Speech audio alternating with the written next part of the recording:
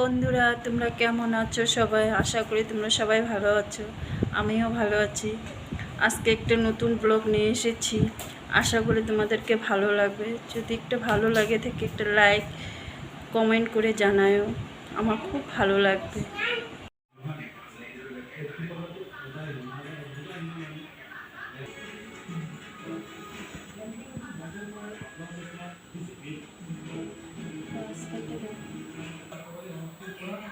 হরে কৃষ্ণ কৃষ্ণ কৃষ্ণ হরে হরে, হরে রাম রাম রাম হরে হরে, হরে কৃষ্ণ কৃষ্ণ কৃষ্ণ হরে হরে, হরে রাম।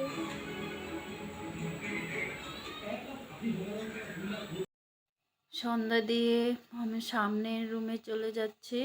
সন্ধ্যার সামনে একজন এসে গেছিল। সে আমাকে বলছে, বা কত ভালো তো সন্ধ্যা দিচ্ছ। তাই আমি হাসি পেয়েছি। আমাকে কি হ্যাঁ। তারপরে সন্ধ্যা দিয়ে ঠাকুরকে সন্ধ্যা দিয়ে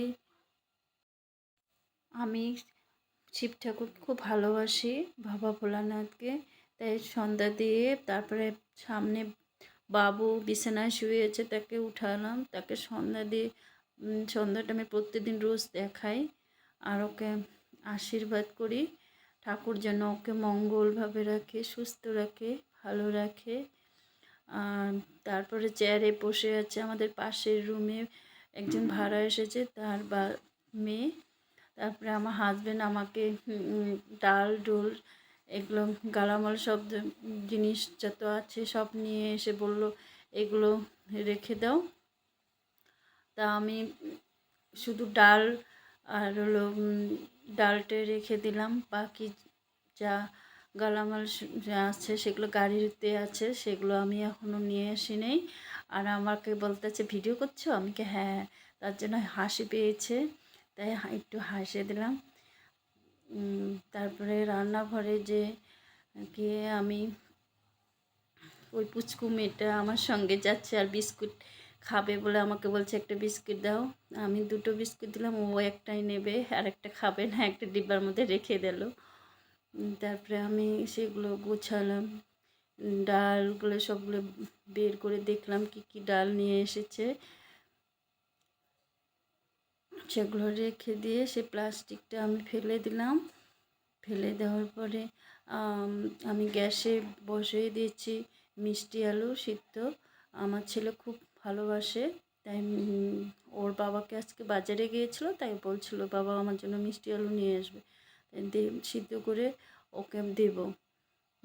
আর আমরা সবাই একটু একটু করে খাবো। আমি বেশি একটু ভালোবাসি না, আমার ছেলে খুব ভালোবাসে, তাই দেখলাম। আর বাকি সব কাজগুলো করছি।